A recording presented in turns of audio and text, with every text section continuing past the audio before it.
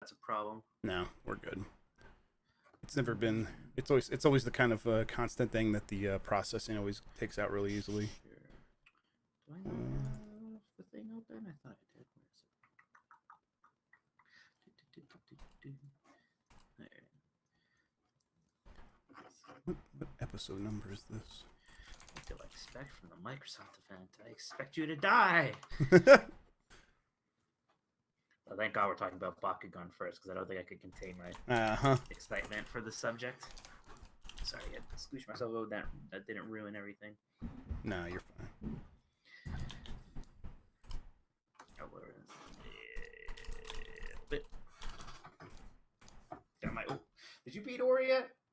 No, I had to put on pause because of all the other stuff I was playing, but it's like the thing I keep going back to when I get a chance. Good. I got my Ori shirt on. Makes me feel good. I feel, excuse me, good. Disgusting, apparently. I like it. I was just about to talk to you about Curse of the Moon 2 as if that's not what we're going to do on this podcast anyway. I was about to like casually bring it up. No, don't do that. All right, I'm ready. We're live streaming. I just need to hit the record button. You ready? Mike's ready. All right. Oh, I just had an idea for a panel. Oh, really? I'll talk to you about that afterwards. All right, cool. Fantasy booking in terms of like what indie developers we would want to work on Nintendo franchises. That's a good one. I like that because it's already on my head. Like it's already something I'm thinking about. All right, let's do this. It just popped in there. Okay, let's do it. 5, 4, 3.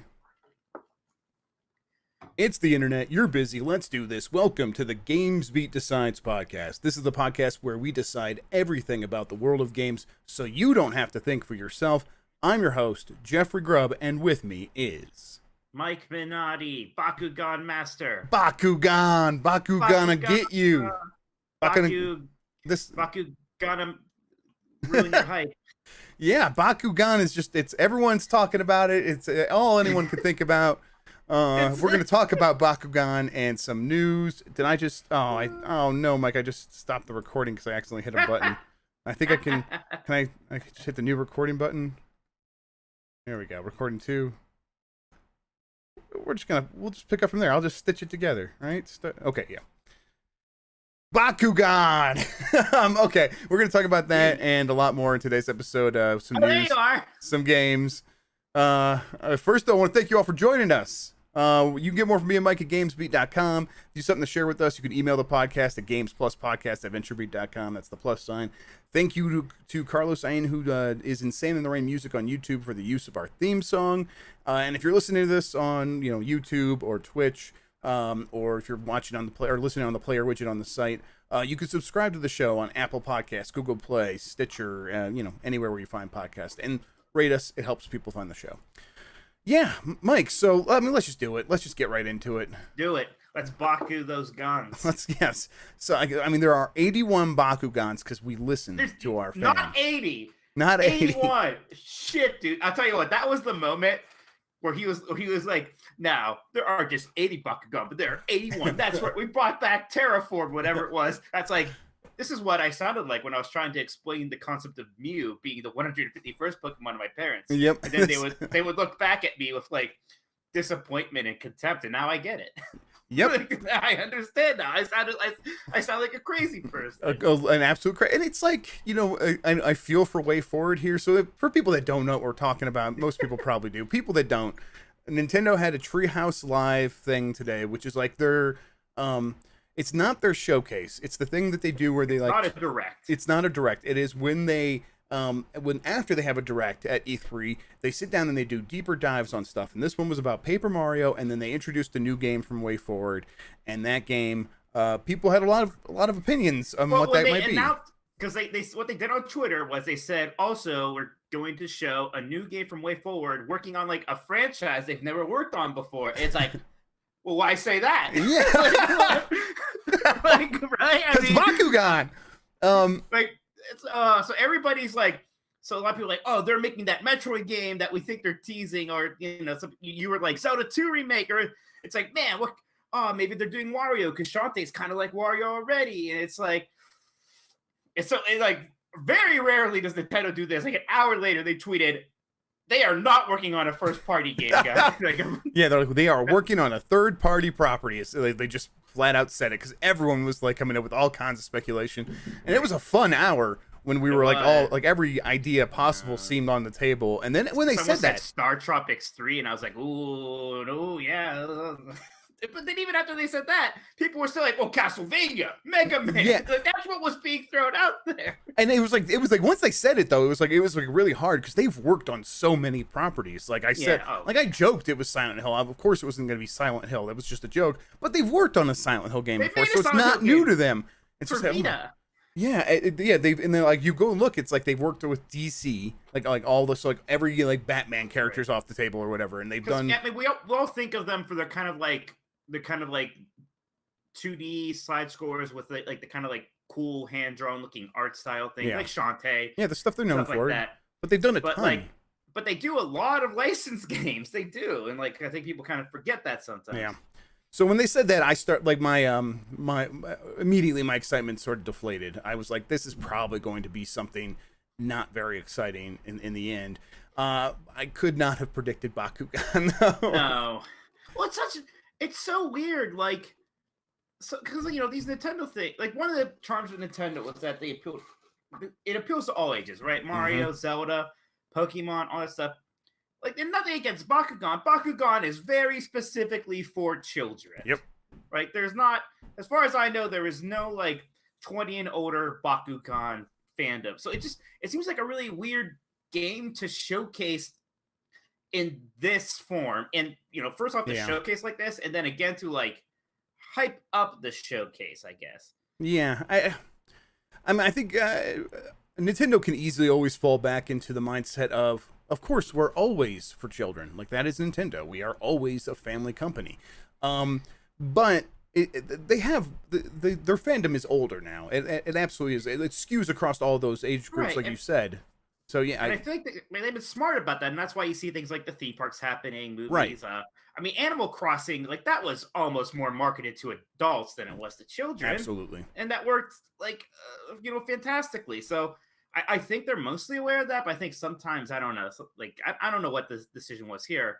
And like the weird thing about this is that everybody's so like concerned because we don't have any release dates for any major Nintendo games after Origami King comes out in like a week. Yeah. But then it's nothing. Like we don't what's happening. So I think we should transition to that topic. So there's been the rumor of the July 20th Direct. Have you seen this? Yeah, I mean, I've seen it. I haven't heard it from you though.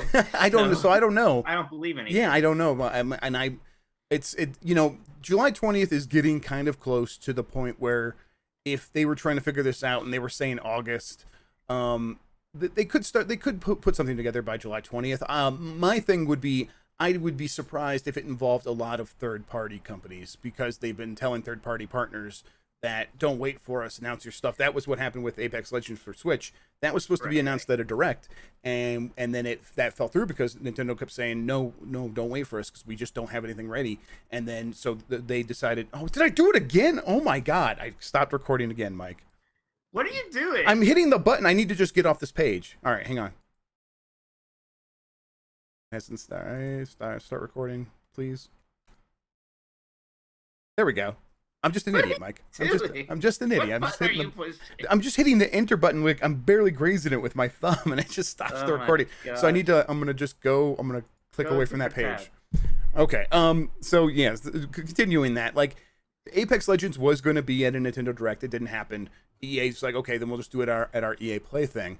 And I think that those are the kinds of deals that Nintendo wouldn't want to do. I think if they're going to do a Direct now, it's probably going to be focused on mostly Nintendo games, maybe some indie stuff, but I think primarily it would just be Nintendo telling us what's going on. At this point, there should be enough to announce, right? Yeah. I think. I mean, unless there's some weird nightmare scenario where like COVID has impacted them so bad that they're like scrambling. Like, are these games actually coming out this year? We don't know. Yeah, and I don't think that's the case. I'm sure some stuff has gotten pushed just to make sure that they can focus on other things.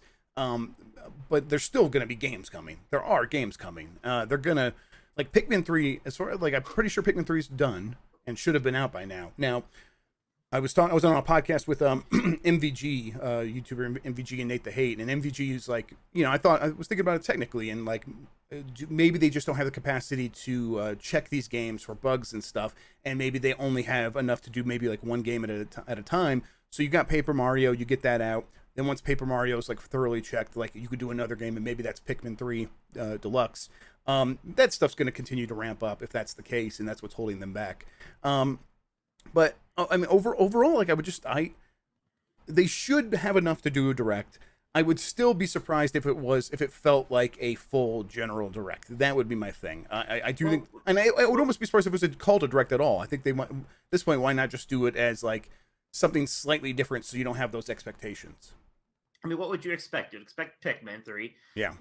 Would there be like a tease of Pikmin 4 at the end of it, you think? Maybe if that's they don't even want to talk about. Maybe I feel like they would. I feel like don't even talk about that. Like that would be another Bayonetta 3 thing, right? Right. Yeah, I know or the game. Metroid Prime 4. Like we announce it and then it never comes out. Right, and I know that the rumors. I think not even rumors. I think Miyamoto himself said that the game was in development, and he wasn't referring to the 3DS game that hadn't come out by then. So.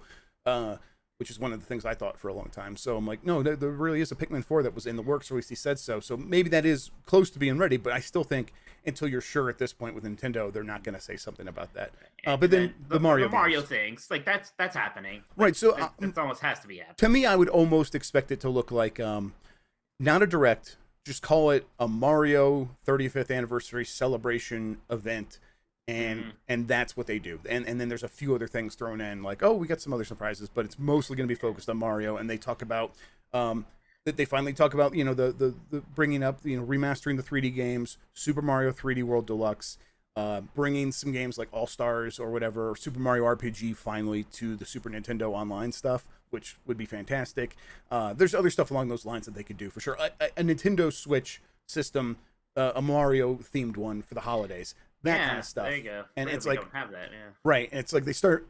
That's enough stuff that you can like fill out a video event just with Nintendo stuff alone. And then if there is Pikmin 3, hopefully. Yeah, of course. I mean, you can't do one of these without Bakugan now. Like, we're just so used to it.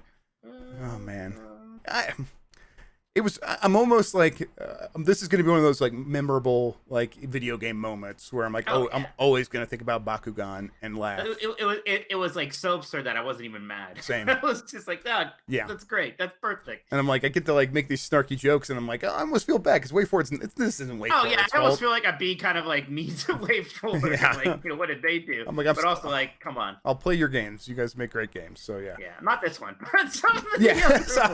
I'm gonna try this one just because I do feel bad, but we'll see. You have fun with it. We'll see. With it. It also didn't. It just doesn't look great, right? It didn't. It was like. Oh, it looks like a ugly Pokemon clone. I don't know. I mean, it's clearly meant for people who like Bakugan, which, like, and those people are all stupid. A presentation to be sold on it. That's that's the only point there. I don't know. All right, Baku gonna move on to number 2 here. Sony invests $250 million in Epic Games. So this means Fortnite is exclusive, right, Mike? I mean, I feel like you don't just throw $250 million for no reason, but I feel like it's also going to be weird for like Fortnite to suddenly not be on Microsoft platform anymore, right? Yeah, I don't think it's going to happen. Yeah, maybe it's going to be like a Minecraft situation, a little different from that because like Microsoft straight up owns Minecraft, right? And like I mean, so $250 million sounds like a lot, but I guess Epic's valuation is like $17 billion, so I think this only got Sony like less than 2% of Epic. So then, what's the point? So I think this is like it's a strategic thing where you do have a finger in that pie. So if Epic does something, first of all, you have the connections there where you can get immediate communications as a main investor to say, hey, what's going on with Unreal 5? We want to be able to make sure that that is going to work with Sony systems going forward, to make sure that our partners can continue to make games for PlayStation using Unreal 5. We do want to make sure that the future of Fortnite is tied to Sony in some way. Fortnite is still the kind of game where the microtransactions make a lot of money for platform holders, and if there is someone out there that like, if Microsoft comes along and does just want to buy Epic, or if Tencent wants to, this kind of Tencent already owns a lot, but this kind of makes sure Sony's in a position where they can have some say in the future of that company. So yeah, I also the Epic's probably going to continue growing. It's probably going to continue making money, and it's going to be worth more in the future. So that 250 million is probably going to have a return on investment for Sony. So if they decide to sell it someday, they'll just make them money.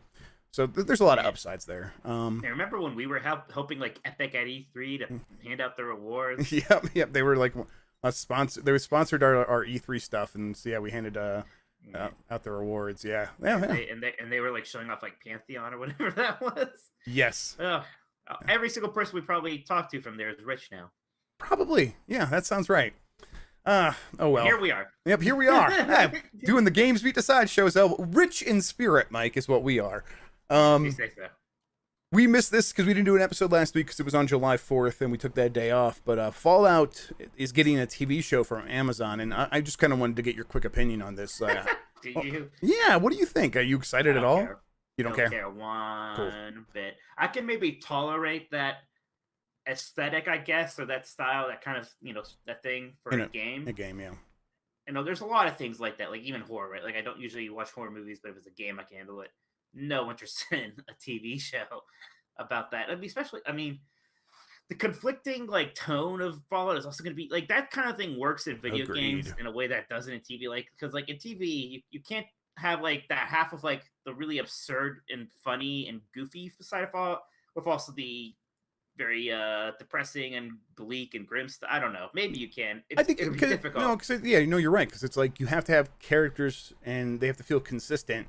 And if you have this character that is like going through this grim world, and then suddenly they are confronted with something that is completely farcical and supposed to be a joke, how are they supposed to react to it? Talks like a cowboy, Or you attack someone, and always when you attack someone, a mysterious stranger pops up and also shoots the enemy out of nowhere. Like I could see doing fun stuff with that, but it's not going to feel the same way as a Fallout thing, as a game. There's just no way.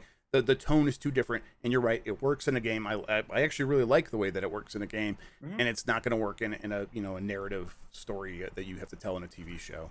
But who knows? I mean, it's so funny. We kept waiting for video games to like break through for movies, and like they're making some ground there with stuff like Sonic, but like TV has been blown wide open thanks to Witcher, even though it's like only kind of based off a video game, really. But that's what everyone associates it with. Totally. Now we're getting Last of Us and this and Cuphead, and it seems that's like where it's going. It seems. Yeah, and there's a lot of money in TV. Like a lot of people want a ton of content, so it makes sense. I'll give it a shot, but I'm sure it's going to feel different. And I bet when it's all said and done, like this could have just been called anything else. It's not necessarily Fallout. Yeah.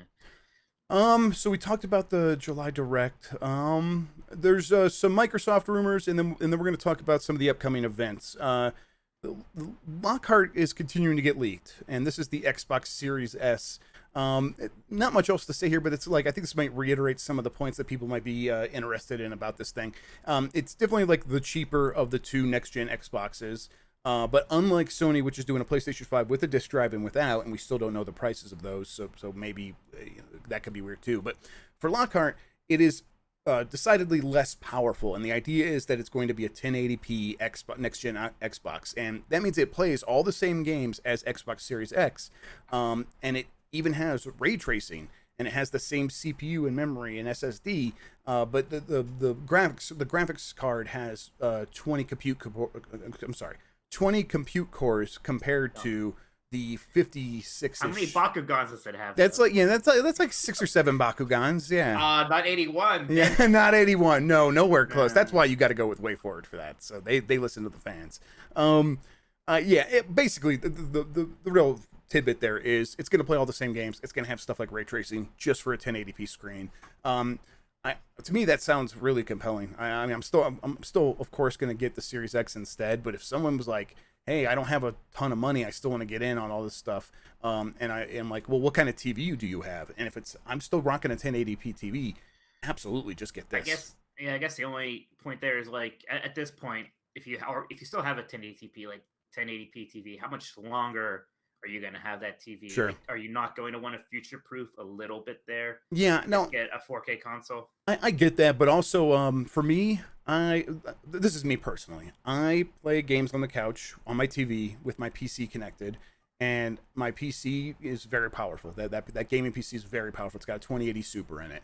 I still set it to 1080 because first of all, that lets me get 120 frames on this TV, which is something most people with 1080p TVs won't get. But I don't notice the difference as far away as I'm sitting 10 feet away. 1080p in 4K, I just don't really see the difference from that far away. On a computer, this screen's right here, it's like 30 inches. I really notice the difference. I really like this 4K monitor, and I keep it at 4K at all times.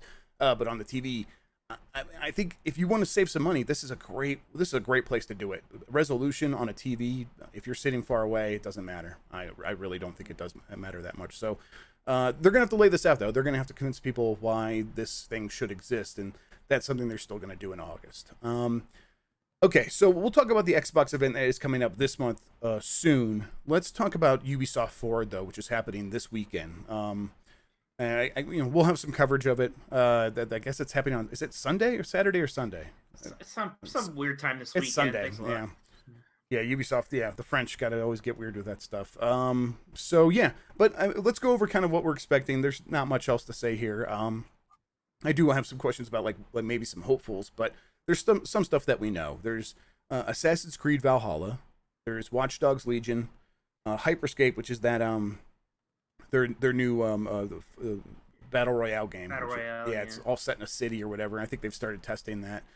Gods and Monsters, which is like their mix between Assassin's Creed and Zelda. Rainbow Six Quarantine, which is probably going to get a name change, if you can imagine. And it's like their PvE mode as opposed to the Rainbow Six Siege, which is their PvP. This was the one that was pushed back at. Yes. So this was the one that kind of got pushed back specifically after that last Ghost Recon did badly. Right. A lot of these games actually got that, but that one was like one of the highlights there. Far Cry 6, which we now know is real. Leaked. Yeah, that leaked. And these are the games that are like are sure thing for this thing. So Far Cry 6 leaked, but we've known it was coming. And Giancarlo Esposito was part of the leak before PlayStation Network actually leaked the whole thing. But yeah, Giancarlo he's even part of he's why we were able to deduce a lot of this anyways. Yes. So he said he was going to be in a game, and I wrote a story. I'm like, yeah, that's got to be Far Cry 6.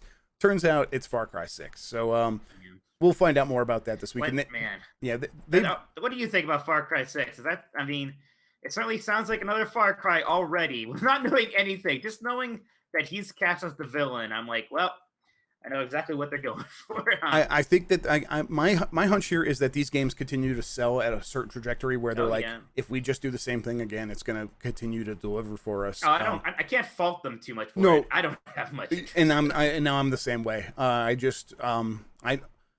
Far Cry 5 didn't really do much for me. And I'm not. I get why some people are excited we're going back to quote unquote exotic countries or whatever, which means not America and not white people, and it's like a Cuba-esque place now. Yeah, and but overall, just beyond those problematic elements that this series continues to dip into, I'm just not that interested in the same thing from Far Cry again. Definitely not. I kind of am looking back more fondly on Far Cry 2, which is a game I didn't appreciate as much at the time. But when I look back at what they were trying to do in that game and the simulation aspects and how you could shoot a branch off a tree and that stuff, they just got rid of because it's the people that play these games and buy these games actually don't care about that stuff. And it's I do. I have no big love or affinity for Far Cry 2. I only play a little bit of it. Yeah. But I don't know, but it's just something different. Right. Again, even just the villain, right? The villain structure has been basically the same since 3, right? We have the charismatic, mentally kind of unstable guy who's going to talking to the camera and monologue a lot. It's oh yeah, guess we're gonna do that again. Yep. Because that's you can already see it with this with Giancarlo there. So yeah, I don't know. I played 3, Blood Dragon, 4, and Primal, and then I was just okay, I've done it.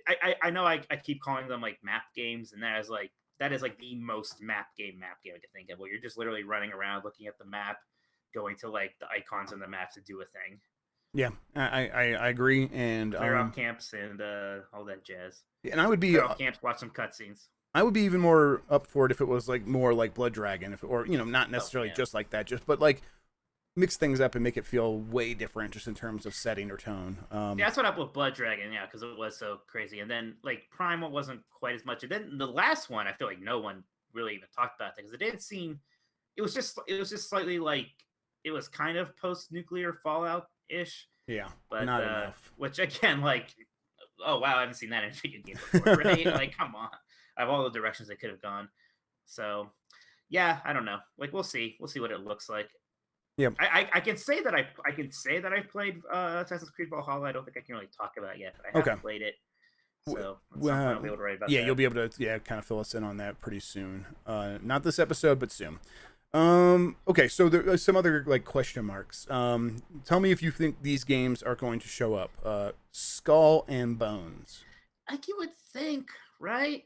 Like and that showed up at E3 like 2 years ago. It wasn't a playable form, I think. Yeah.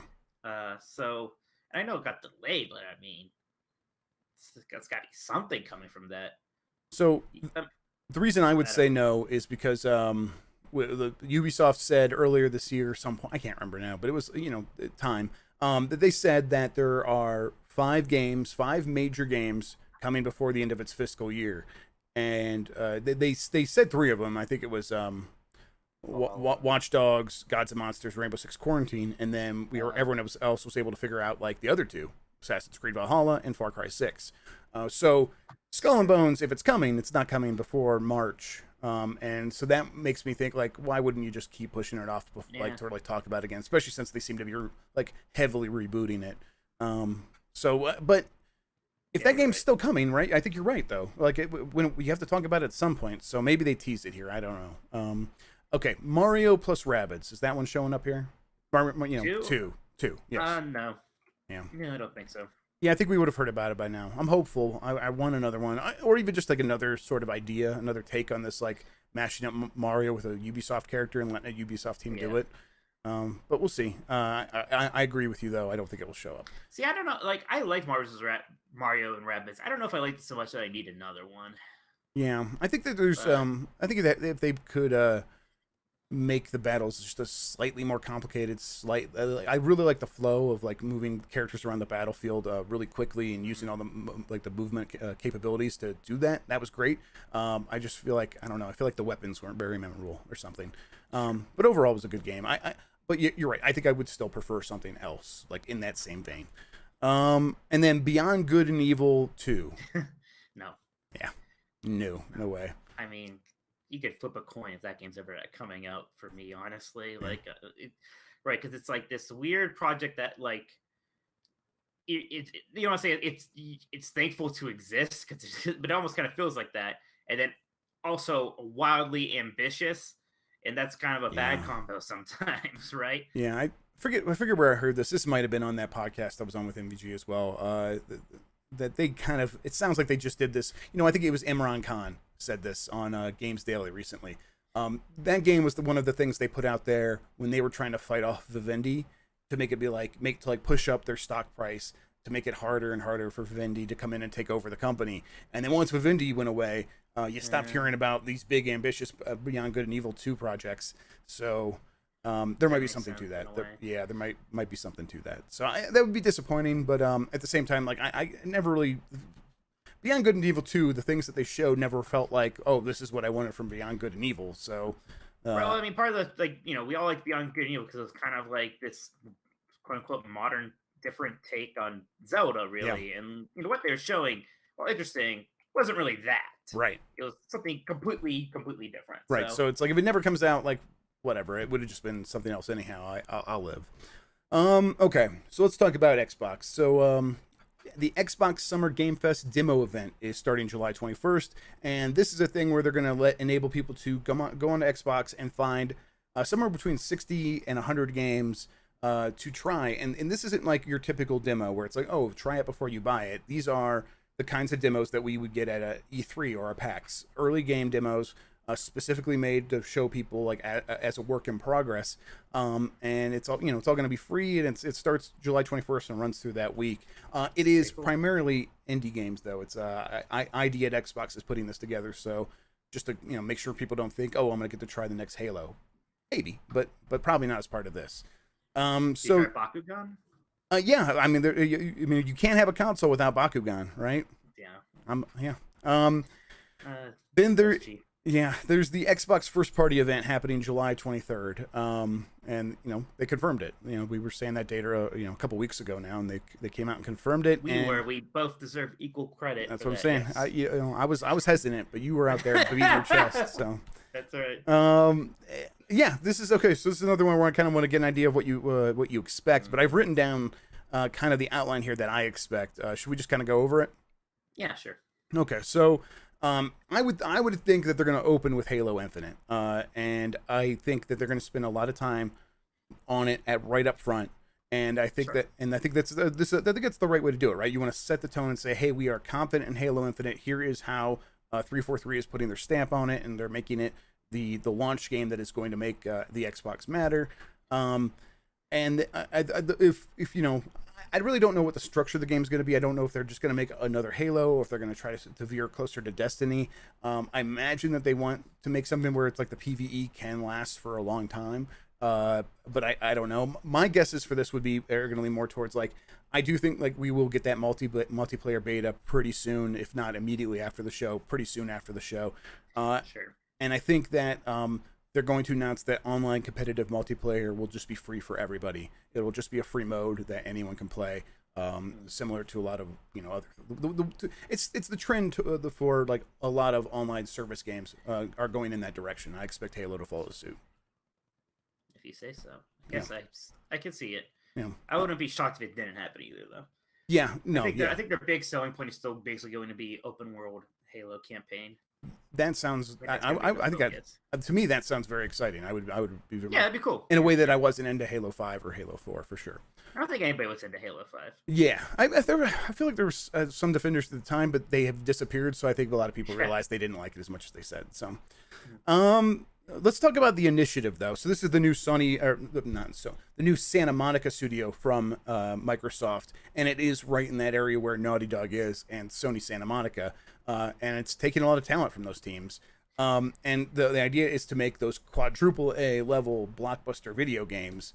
And this is one of the companies that a lot of people are saying are going to be there, and they are going to be showing off their game. And no, that's not the case. They will not be there. I just want everyone to be completely clear on that. They're not going to be at this show. Maybe at the most a tiny tease, but I doubt it. I doubt even that much. Just because this is a relatively new company, right? Only 2018. Yeah. That's not enough time to probably have much to show for right a Last of Us Part 2 style project. Yeah, and so speaking to what kind of game it is, the rumors are Perfect Dark, and it sounds like that is probably accurate. That's probably true. Now that doesn't mean that it is going to play like old Perfect Darks. It's not going to necessarily just be. I would hope not. To be honest, it's going to play like Bakugan. Yeah. No, it's good. Yeah. It's not. What I mean is, it's not going to be like a first-person shooter campaign. It's going to be a. It sounds like it is going to be like a third-person sort of stealth action game, set in the Perfect Dark universe. So I almost wonder, does Perfect Dark really mean much to people anymore? Why not just do something new? So I've been thinking about this, and I think that's a good point, right? Why not just do something new? I think that's a fair point. But also, Xbox has been in games for a long time now, and they do have a history. And at a certain point, you need to start either bring that history in and make it part of the story you're continuing to tell going forward, or really cut it off and start doing stuff that is just bold and new and completely different and start a new history. I think that there's value in just saying, yes, we own Perfect Dark. Yes, sure, the Perfect Dark on Nintendo 64 hasn't aged well, and Perfect Dark Zero was never good in the first place. That doesn't matter. There's still people out there that remember Perfect Dark fondly, and for whatever reason, and we're going to build on that, and we're going to do something new, but we're going to build on that in a way that is, respectful of the history, even if it's not going to necessarily feel like a Perfect Dark game. I think there's still value there. And that's what they're going to probably do with Fable as well, right? Yeah, that's exactly what I was thinking when you're saying that. And do we still expect the Forza guys are doing that? So yeah, Playground is probably almost certainly doing Fable, yeah, and that's going to be they've said as much. They've said that they're working on an open world adventure game, and a fantasy game as much. So I think that anyone that was trying to put the pieces together there probably already knew, but it sounds like, yeah, for sure, it's definitely Fable. Is there going to be any friction with Rare being Rare, you're not up to snuff to make the Perfect Dark game anymore. Sorry. I wonder. I think that Rare is fine because Rare's making Everwild, and that's like they're going to show that off. That'll be like what Rare shows here, and I think the Everwild. I forgot about that. Yeah. So and they didn't really explain much about. Excuse me. They didn't explain much about what that was, but like it's a cel shaded sort of fantastical looking game, and I think that's right where Rare wants to be making games right now. Now they've been like there's still people there that have like been working on games from the Perfect Dark time. That there are a few of them, but not a ton.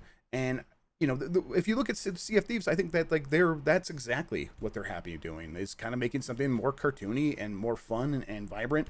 And Everwild looks like it could be on that spectrum. And they're already not making the Battletoads game, so it is just kind of weird. Like right. like they it's like they bought Rare and they almost got two things. They got Rare, like the studio, and then they got the IP, and like those two things aren't really interconnected at all anymore. Yeah, and I mean, this might go back to your point of like, why not do something new? It's like, well, maybe like Rare seems to be the company that wants to be doing the new stuff. And if that's what Rare wants to do, I know people like, oh, no one likes Sea of Thieves. Sea of Thieves worked really well for them. Sea of Thieves is fine. Yeah, and it's like if they are gonna, and it's the kind of game that like proves the model of like putting a big live service game onto Game Pass and how that can succeed.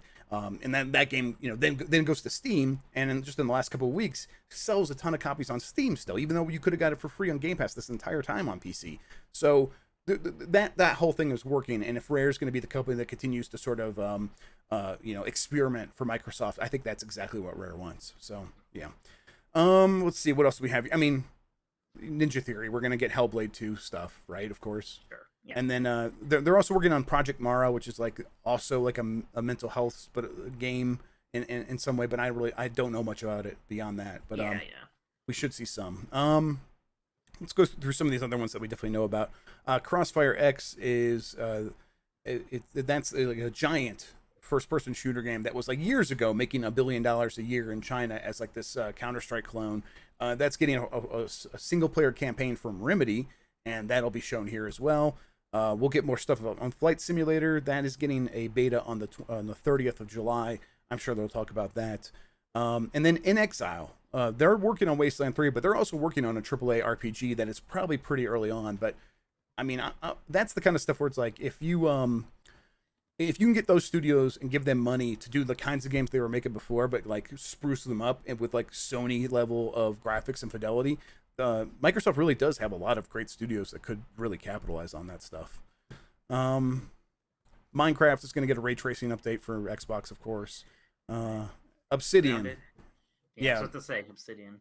Yeah. Do you think they show Grounded at something like this? I think that's it's the kind of thing you probably don't show here, right?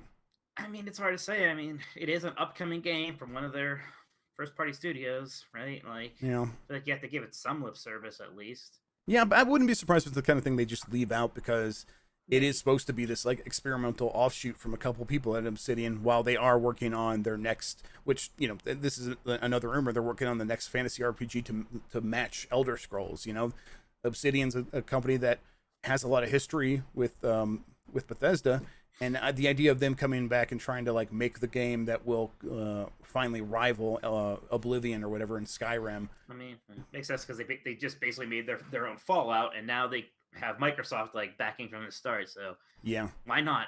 And they could honestly, they'll probably still come out before Elder Scrolls 6. Yeah, exactly. And with a even if they're working in Unreal for that as well, it's like, man, there's that could really make a new Elder Scrolls game that is still running in the same engine look kind of whack. Mean, especially, I kind of forgot, but like Elder Scrolls was really associated with Microsoft for a while. Morrowind, you're right, that was only on Xbox. Oblivion was only on 360 for a bit. Then it eventually had a bad port to PlayStation 3. Right? Yeah, Skyrim was the same way. The PlayStation 3 port of Skyrim was trash because it just barely worked. And it was just like a memory thing. But like a lot of people were like, "Hey, Bethesda, what the hell?" And Bethesda never really fixed it. So, let's see here. Where are we? Oh, and then Forza 8. We'll hear about Forza Motorsport 8, but it's not, I don't think that's a launch game. It sounds like that is coming out in early spring. What are the launch games then, besides Halo? Right, so that's a good question. I think definitely Halo, but I mean, all the games we went over, like Perfect Dark, clearly not. That's probably not even coming out to like 2022. Hellblade 2 probably seems unlikely. Everwild from Rare, maybe, but that also, like, even if that's like for the first 6 months, that seems kind of ambitious. Crossfire X probably, but I don't know if that's just on Xbox. Flight Simulator, yeah, that seems reasonable. But like Battletoads. Yeah, Battletoads. Battletoads will be a launch title. Yeah, stuff like that. Why not? Right, and it's like I think that you're right. I think most of these games that we just went over are not going to be ready for launch. If any of them, even if a lot of them come out in 2021, I'll still be pretty surprised. I don't think it's completely out of the realm of possibility that a few of them are ready for 2021, but I wouldn't be surprised if they pushed to 2022. I guess then there's like the question of like, do they have any surprises that like we haven't mentioned here, or do they acquire any studios? Do you think like they're going to do any of that kind of stuff here? I don't know. Although now that makes me think, I guess one studio we didn't talk about was Double Fine, but oh right, yeah, Double Fine. They're pretty deep into Psychonauts 2. So Psychonauts 2 could be a good launch game. Right, but that was funded on Fix, so that has to come out. That's not going to be exclusive. That's to come out on other platforms. Yep. But like even like, I don't know, if it comes out on Game Pass, for which it will, yeah, it's like that, if it looks really good, because it's apparently that's the idea. Is like they took Microsoft money and like really spruced that thing up. That could really stand out as a Game Pass thing. Yeah, I don't know. I like the most recent rumor is that Microsoft is interested in buying WB, and I just don't buy that. Oh, right. Yeah, that seems that's ambitious, isn't it? Right. Yeah. I mean, think about it. Like, so the going price for WB, according to the early stories for WB games, and this is the like 10 studios that make stuff like Batman and Mortal Kombat, right, including big studios like NetherRealm. Right. So the going price was like $4 billion, and that's like how much Disney paid for Star Wars. And right. Yeah. Exactly. And the difference there is like, Disney buys the rights to Star Wars, and they buy Lucasfilm. So now they have this company, and it has a decent number of employees, but it's not a huge expense. It's not a massive expense. The big expense is deciding to make a movie, and Disney fully understands that and is completely prepared for that. The difference between that and WB Games is you are spending $4 billion to now have to pay pay for the paychecks, the payroll of every single person working at these 10 studios, with all kinds of games, with all kinds of different like legal issues in terms of who owns the rights to what, and then you're like, part of that would be like, okay, yeah, you're gonna buy Rocksteady. They're making a Batman, or they're not making, they're making whatever, the Suicide Squad game, and WB Montreal is making the Batman game. Okay, but now you have to license those properties as well, so that's another cost on top of this. It's so much money to have to spend so much money. And what WB game is there besides from like Mortal Kombat, yeah, that's not dependent on, we're hearing about the Harry Potter RPG, like, great, it's Harry Potter. I mean, every Lego game, right? Yeah. So, yeah, it's such a hard sell. Yeah, and I just it's not worth it. I don't think. I think that to me, this whole thing from the very beginning sounded like an investor in WB trying to get them to sell this because they want to like have them pay off some of their debt. And $4 billion can help pay off a little bit of that $150 billion of debt that AT&T has, the parent company of WB. So don't expect that. Even if that does happen, it's not going to happen this soon. But I still think there's a possibility that Microsoft could have had another acquisition in the works that they announced here. That could happen. That seems reasonable. But I do hope that they have a surprise game that we just aren't expecting. I hope that right, something, and it's got to be something or another from somebody, or yeah, it's got to be a paycheck thrown around somewhere, right? Yeah, and I think a lot of that might come down to like a third party. So this could be the final thing, and then we'll go talk about what we've been playing. Do you think that they are going to spend a lot of money to bring a game like Cyberpunk to Game Pass, not exclusive, but to Game Pass, like very close to day one? Yeah, in the first couple of months, maybe even day one.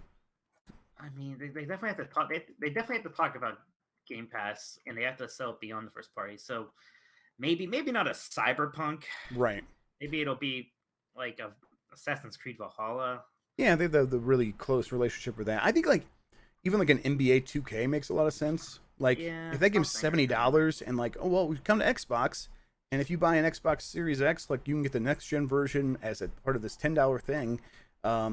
Like just come on, join us. And to me, that's like a kind of thing where it's like, oh, that can cause a massive shift from one platform to another if people are switching generations. But I don't know. It's the kind of to me it makes a lot of sense as a strategy where like if you have money that you're trying to spend on timed exclusives like Sony has been, if I'm Microsoft, I don't spend that money on timed exclusives. I put it all towards Game Pass and don't worry about keeping it off PlayStation. Just make it so that if you come to Xbox, you get it as part of the subscription. To me, that just it fits so well. But man, if it's Cyberpunk, that seems like it would still take a lot of money. I guess that makes sense. Yeah, I just don't know. Like besides from Halo, that's the weird thing about this. Like, I'm not super sure. Yep. Because I mean, there's a couple other gimmies like Hellblade. I guess I'm not sure what else is the wow moment for them. Yeah, same. I mean, I think Fable's going to look good. You're gonna talk about the next Gears already? I mean, yeah, no way. I guess that matters, but like, does that get people super hyped up? Yeah, I agree. I think you're right. It doesn't, especially not so close after Gears 5. So, especially after we've already had Bakugan, and we're all still reeling from that. Yeah, I know. None of this is gonna look. This is all gonna look like crap. Absolutely. God damn it, Bakugan. Yeah, I think you nailed it though. I think that is the exact issue here, where even if it's like a really exciting show, I think a lot of people are gonna come away saying, well, like, what am I gonna be able to play at launch?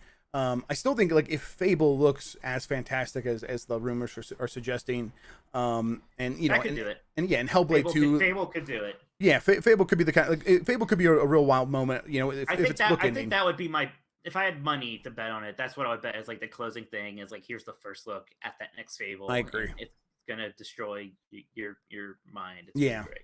And it's like, and there's a lot of value in getting people excited for games that are even very far away. We saw that with PlayStation in 2015 with like their huge E3. It didn't matter that like The Last Guardian and like Shenmue 3 didn't live up to a lot of people's expectations. It didn't matter. Like people wanted to buy a PlayStation to have like to get into the excitement of like those games coming. Yeah, and the Final Fantasy VII remake did turn out to be great. So yeah. Yeah. Sure did. Yeah, so if those kinds of things work, like if Microsoft can make similar kinds of promises, I think a lot of people will be excited to get an Xbox. But still, I would hope that they have like one other thing for launch. All right, let's move on then. Let's wrap up with what we've been playing. Like, why don't you start? I want to hear about Bloodstained: Curse of the Moon 2. The 2, yeah. I mean, it's certainly more Curse of the Moon, which is great because that game was fantastic. If you don't know, this is Inti Creates making like basically a new old school Castlevania, like the NES one, specifically Castlevania 3. So it's that more punishing, more linear 2D action side scroller with like the very like unforgiving jumps and the tough boss battles, but still it all feels very good. It's all very satisfying and it's super fun. And yeah, I mean, it's kind of a simple thing to talk about. It's like, did you like the last one? Yeah, you're gonna like this one also. Right. It's very similar. It's different enough. Like the 3 companion characters are different, and they're not just like copies of like the last one. So like you have like a guy with a gun now. You have the corgi in the robot suit, which I do like. It's almost so weird. It's like, man, how did like it's not. There's nothing else nearly that ridiculous in these games. Like somebody was just like, screw it. no one's watching me while I do my work. Yeah. We're working in a quarantine. I can get away with this. Yeah, totally. Mm-hmm. What was funny though, like what I kept thinking of, and I even made this the headline in the review, is like this is gonna be like if the first Curse of the Moon was Mega Man 9, right? Like it was the first new one of these in forever, even though it's not technically a Castlevania game, it's the same exact thing. It's the first time we're playing like an 8-bit Castlevania game in forever. Then this is Mega Man 10, right? Like it comes out just a couple years later and it's just doing that again. And, you kind of look at people like, ranking Mega Man game stuff. Like nobody likes Mega Man 10 as much as Mega Man 9. It's pretty general consensus. And, maybe like there's good arguments for why 9 is better. But a lot of it is just because like 9 was the big exciting like return. It was this big kind of moment, and 10 and Curse of the Moon 2 kind of can't be that. And even when I thought about this, I kind of forgot that Inti Creates also made Mega Man 9 and 10. So like the parallels there are incredible. Yeah, I mean, I feel that. Like, I was very, like, I had to play Curse of the Moon, and this, I'm like, I'll get around to it. I'll get around to Curse of the Moon, too. I definitely want to play it, but I'll get around to it Yeah, when it's I have very more good. time. And it's like, and that's how it was with Mega Man 9 and Mega Man 10 for me, for sure. It's not going to disappoint anybody. Right. Yeah. So it's not, they didn't completely drop the ball, but I completely see that arc you're talking about there, though. Yeah, I don't think there's much else you need to say about that. But Crosscode is a game that you're also playing, and people have always been talking this game up, and now it's finally on Switch and other consoles, right? Yeah, it's been on PC for a bit, and yeah, now it's finally on the consoles. So yeah, like I played this game at like some like preview events and stuff, and I was always excited for it. It's what is it? It's almost kind of a Zelda like, except it's like one of those single player games that's set in an MMO, you know? Oh, okay. Yeah.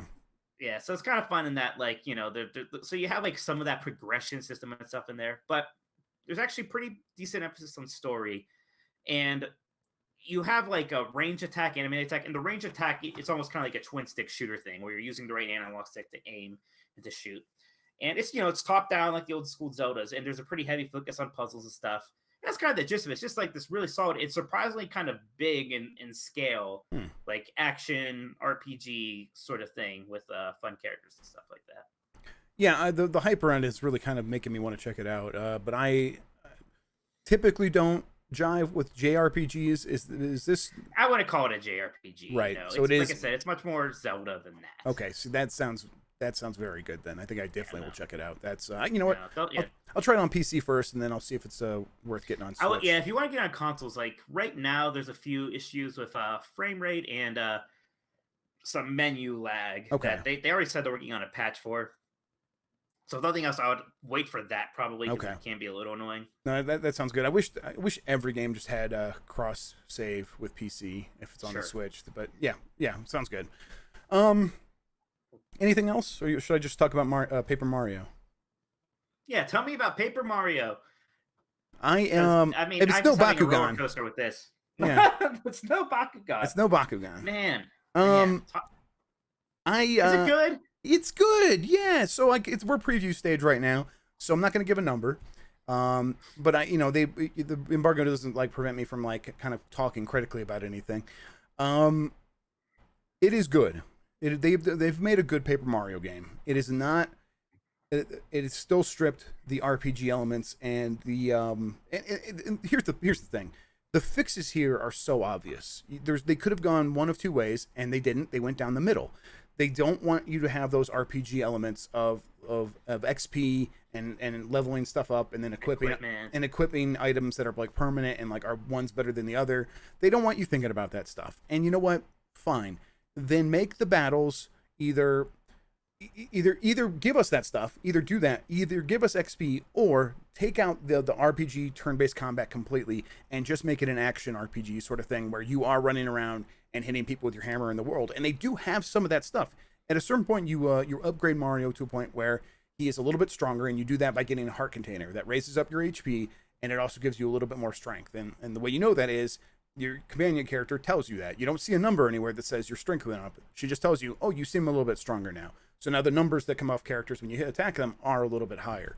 Why do you think they are? What is this weird mandate with Paper Mario? Where, I don't know. I don't get it actually. They do other RPG. Nintendo does plenty of other RPG-esque things. Like they just released like the Mario and Luigi like remakes that are still RPGs.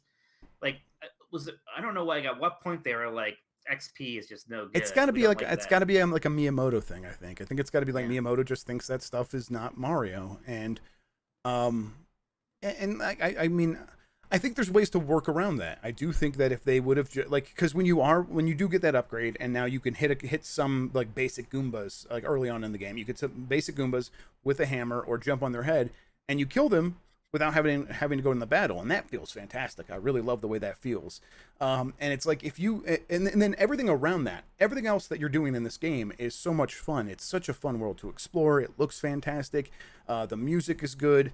Every single line of dialogue is like you could tell it's just written by people that were like beating themselves up to come up with like the best puns possible. It's great.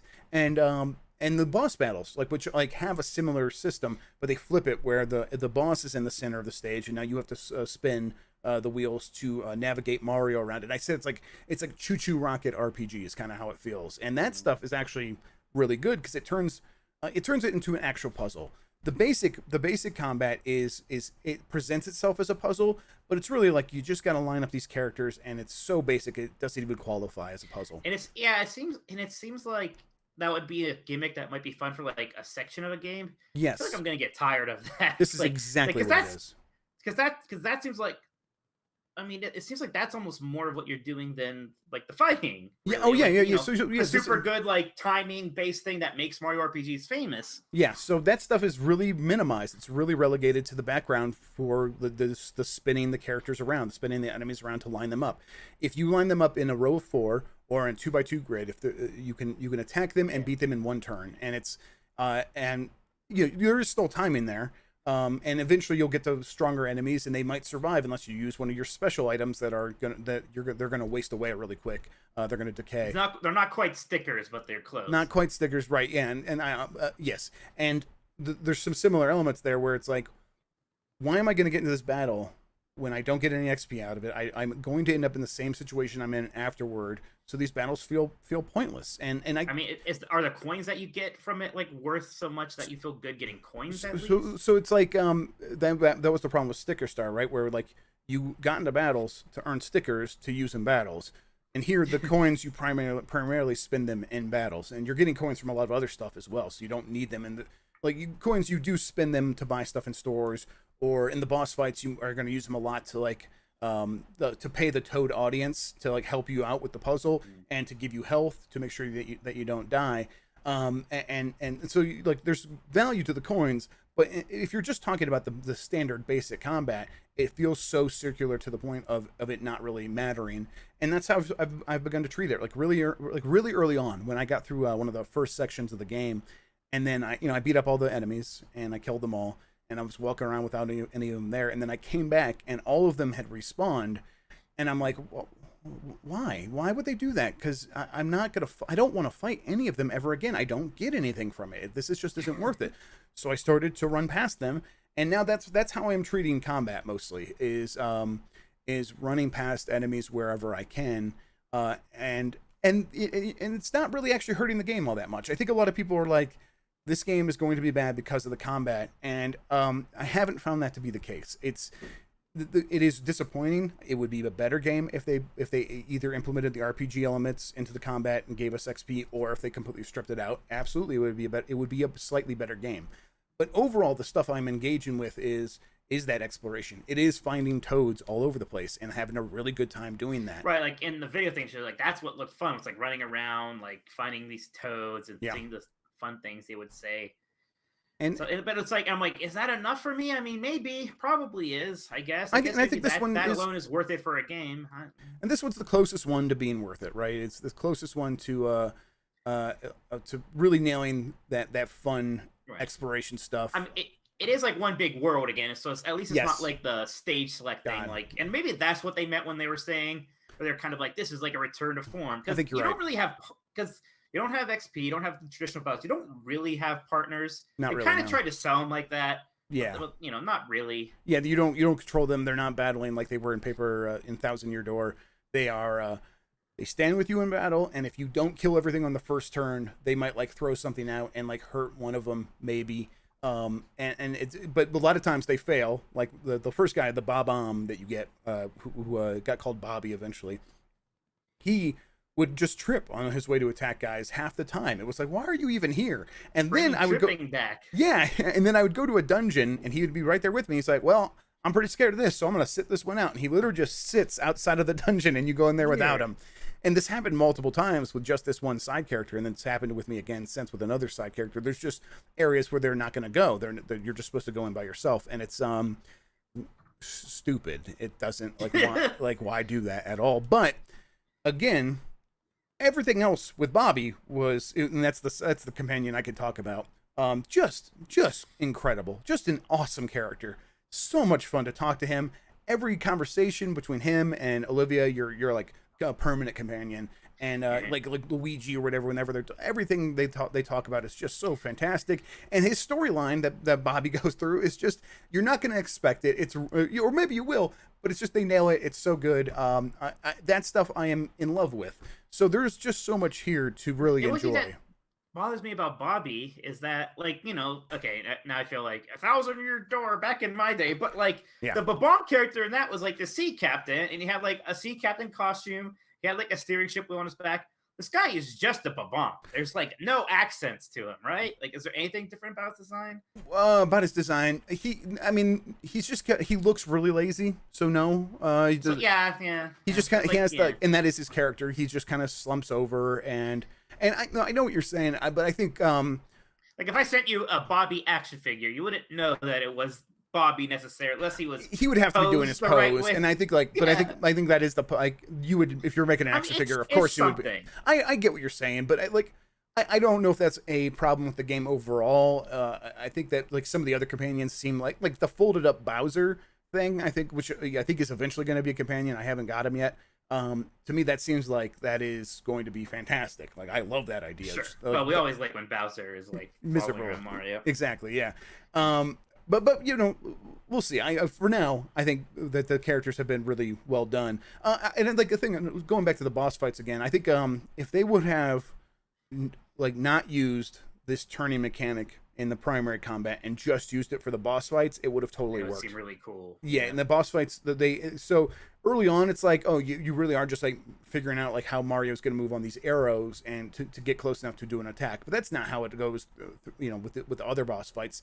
Sometimes it really is like there is a tricky element to this one boss, and I have to talk around some of this stuff because I can't talk specifics. Sure. But there's like a tricky element here where you are going to have to like use all of the things on the stage, like get some like hints that are hidden on the stage to figure out what is the one trick here that you need to do to actually get through this fight. And I had a really good time doing that. And it's like, it's infrequent enough there where it's like, oh, okay, another one of these. And because I've stopped engaging with the standard combat as much as I can, I still occasionally have to, because there's something hidden in an enemy, or they just catch up to me or whatever. But mostly I've been avoiding it. I feel like the standard combat has faded way into the background, and I go long stretches without doing it at all. And some of that is me avoiding it. Some of it is just the game throwing enough variety at the player where in this section you actually are going to be facing enemies and you aren't going to be getting any of these battles. There's just going to be like shy guys running around and throwing fire at you or whatever, and you need to like hit them with your hammer to open up a door. And that stuff, there's enough of that stuff that it feels very fresh a lot of the time, and I really appreciate those elements. So to answer your original question, I think it's good. We'll see. I'll beat it here probably in the next couple of days.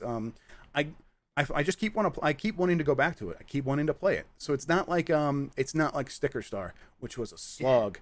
I really hated playing that game. I really feel like I gave it a 65 out of 100 back then in like 2016, and I feel like it's way too high. This is not Sticker Star. This is significantly better than that. So I never played Color Splash, so I don't know. Yeah, and I think you agree with me. Like, the thing is just like, I guess ultimately what I want is more Super Mario RPGs. Yeah, stuff, right? And like that's what Paper Mario originally, like Paper Mario was even originally called Super, Mario RPG 2, and Thousand Year Door was still very much like that.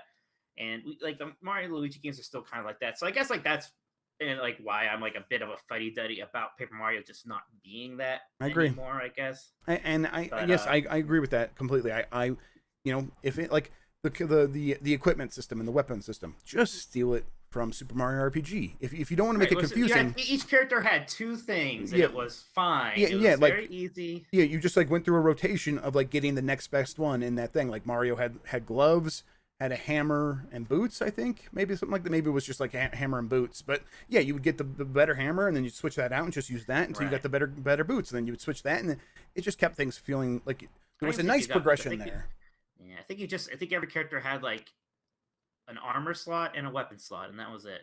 Yeah, they had multiple in Super Mario RPG. They had multiple different weapons. Like there was because I know Mallow could punch you, or he could use the stick.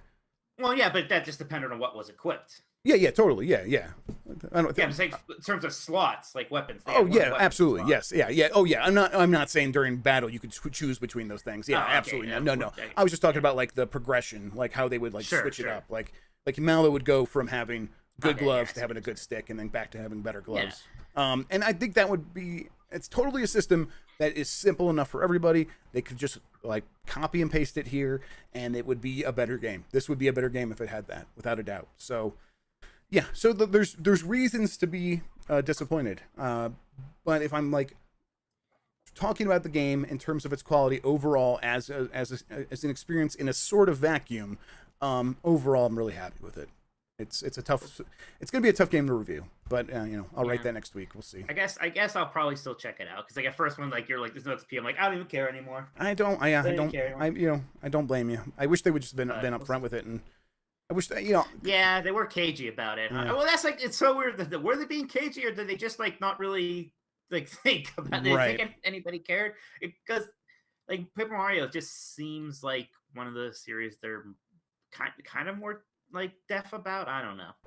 They do seem to be just kind of doing it out of habit at this point, just making these games out of habit. Like that doesn't mean they're not putting effort into it. I think they are clearly with this game, but this is Intelligent Systems. Intelligent Systems is so hit or miss, so weird. They made some of my favorite games, and then they make stuff like Sticker Star or that Project Steam or whatever. Codename Steam, yes.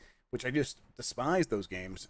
So I feel like you're getting both of those things in here in spots, but the overall quality of the game is trending towards something like Fire Emblem Awakening. Definitely, I think. Do you think Fire Emblem Awakening? That's like one of my favorite games. It's not that good. It's not that good, but it's like you could feel the people that made that game working on this game, like just in the quality of the writing and the characters and the world.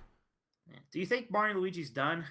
Do you think that they're gonna make like one of those for Switch ever? You think that's just gone too? I mean, Alpha Dream is closed, and I think they're just, I don't think so. I think if they were to bring in another studio to make a more RPG Mario game, especially if it was a Japanese studio, my understanding is they don't. If a new studio comes in, they don't want to try to like just make something that someone else has made. They're like, we need to like show respect by making something completely different and doing something on our own. So. I think Mario and Luigi's probably done, and I think that's a shame.